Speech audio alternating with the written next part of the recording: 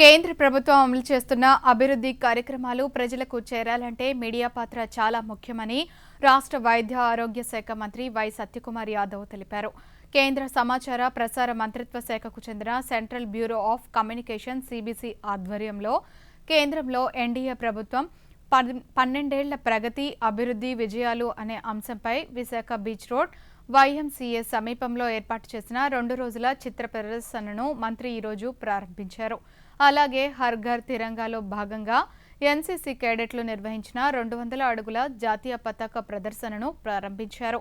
అనంతరం మంత్రి మీడియా ప్రతినిధులతో ముఖాముఖి నిర్వహించారు.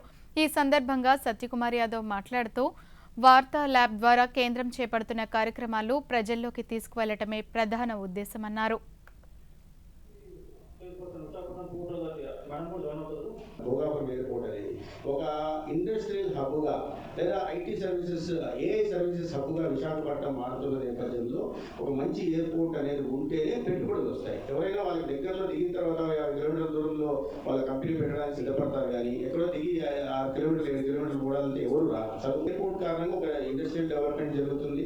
దీని కారణంగా ఇన్వెస్ట్మెంట్ వస్తుంది. ఇన్వెస్ట్మెంట్ కారణంగా ఎంప్లాయ్మెంట్ జనరేషన్ జరుగుతుంది. ఇవన్నీ కాకుండా ఈ ఆరోగ్య వ్యవస్థలు మెరుగుపడతాయి.